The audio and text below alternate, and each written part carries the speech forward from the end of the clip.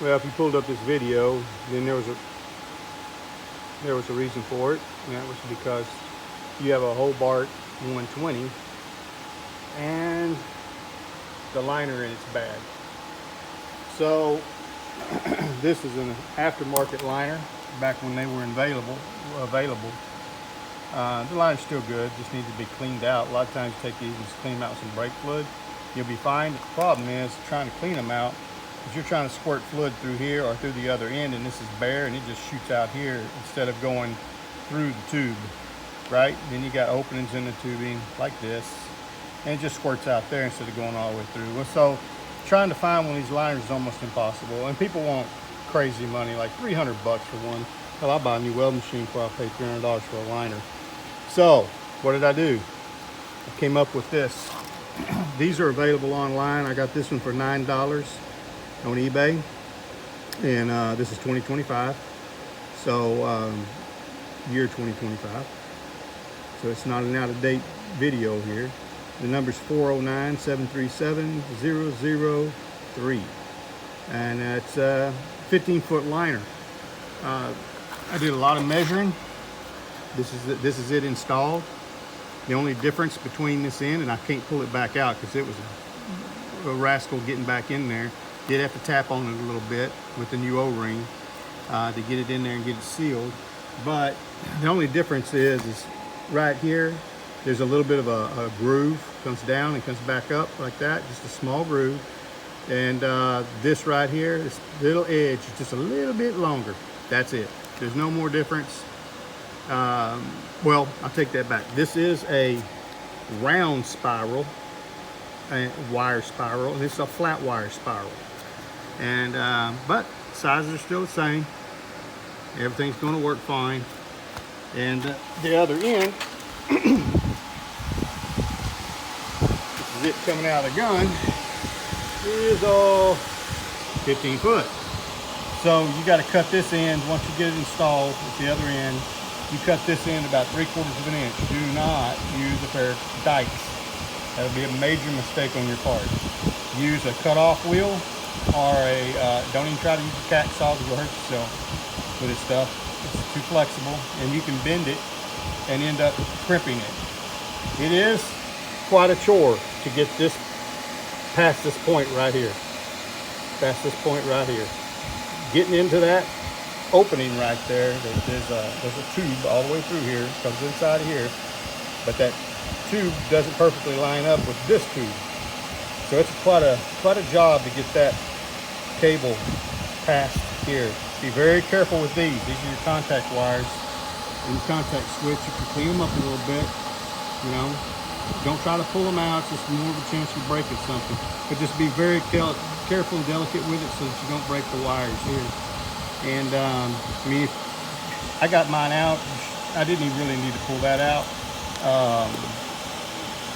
Well, I'm sorry, I did need to pull it out, but I could have tie wrapped it or something back so it's not dangling and maybe harming these wires. You don't want to have to deal with that. That's a crimped in wire part right there. You know, you can't get parts of this gun. So you notice this one doesn't have a wire coming out the end.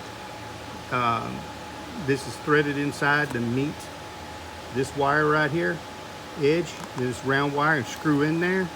And then once it's screwed in, they crimp it here. And this one, it's got a protruding wire.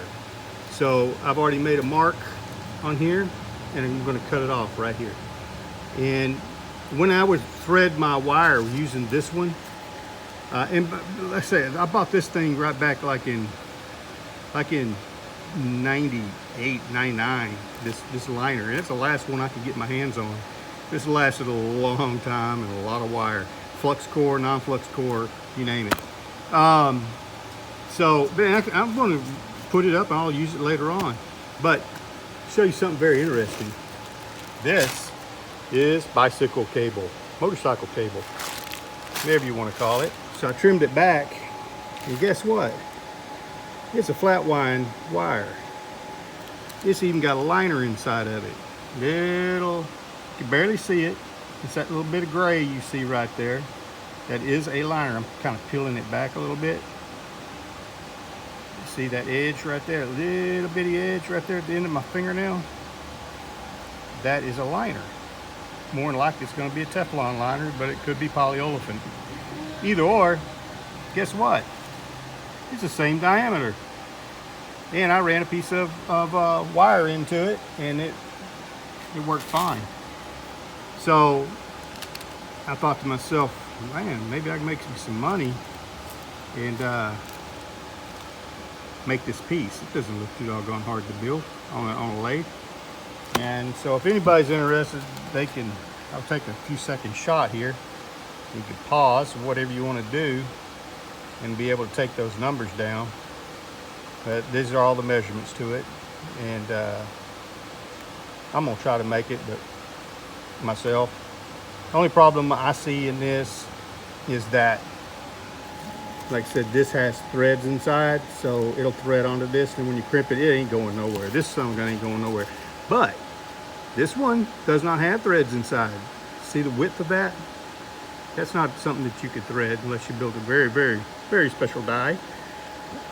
Same with this, it's too smooth, but it is ridged. I mean, it's ridges, but it is very smooth, and it could pull out of your crimp. Of course, these things don't get that kind of push, right? But I mean, it's always possible. And if you're building something and selling it, you don't want them kind of issues. So to try to find this kind of cable might be just as good.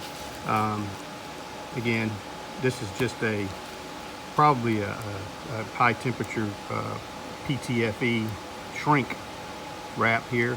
I'm pretty sure this is a polyolefin right here.